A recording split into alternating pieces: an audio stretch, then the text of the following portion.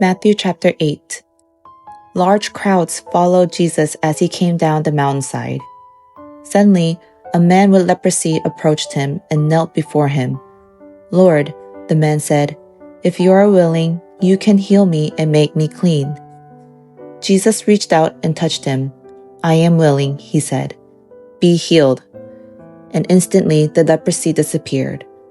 Then Jesus said to him, "Don't tell anyone about this. Instead, go to the priest and let him examine you. Take along the offering required in the law of Moses for those who have been healed of leprosy. This will be a public testimony that you have been cleansed." When Jesus returned to Capernaum, a Roman officer came and pleaded with him, "Lord, my young servant lies in bed, paralyzed and in terrible pain." Jesus said, "I will come and heal him." But the officer said, "Lord, I am not worthy to have you come into my home. Just say the word from where you are, and my servant will be healed.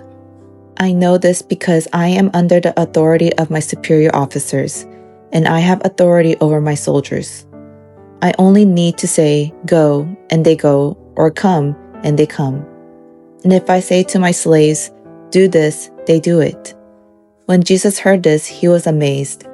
Turning to those who were following him, he said, "I tell you the truth. I haven't seen faith like this in all Israel.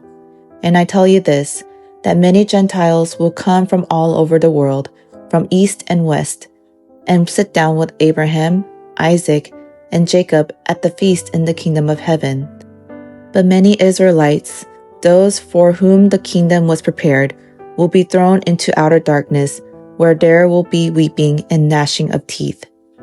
Then Jesus said to the Roman officer, "Go back home, because you believed it has happened." And the young servant was healed that same hour. When Jesus arrived at Peter's house, Peter's mother-in-law was sick in bed with high fever. But when Jesus touched her hand, the fever left her. Then she got up and prepared a meal for him. That evening, many demon-possessed people were brought to Jesus. He cast out the evil spirits with a simple command, and he healed all the sick. This fulfilled the word of the Lord through the prophet Isaiah, who said, "He took our sicknesses and removed our diseases." When Jesus saw the crowd around him, he instructed his disciples to cross to the other side of the lake. Then one of the teachers of religious law said to him, "Teacher, I will follow you wherever you go."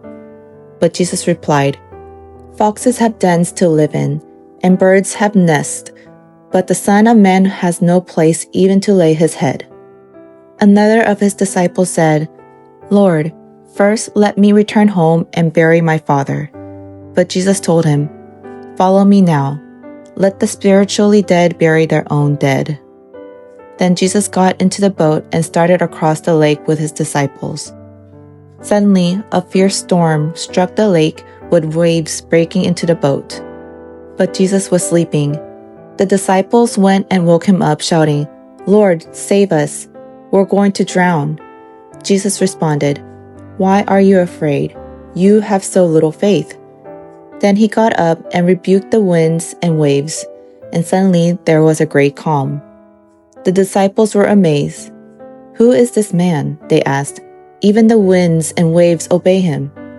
When Jesus arrived on the other side of the lake, in the regions of Gadarenes, 2 men who were possessed by demons met him. They came out of the tombs and were so violent that no one could go through that area. They began screaming at him, "Why are you interfering with us, Son of God? Have you come here to torture us before God's appointed time?"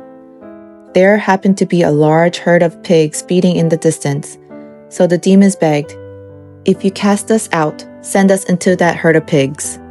"All right, go," Jesus commanded them. So the demons came out of the men and entered the pigs, and the whole herd plunged down the steep hillside into the lake and drowned in the water. The herdsmen fled to the nearby town, telling everyone what happened to the demon-possessed men. Then the entire town came out to meet Jesus, but they begged him to go away and leave them alone. Amen. This chapter follows the Sermon on the Mount, chapters 5 through 7, and records miracles that show how Jesus' authoritative words take effect in real-life situations. Through his healing, which prophet's prophecy did Jesus fulfill? Isaiah.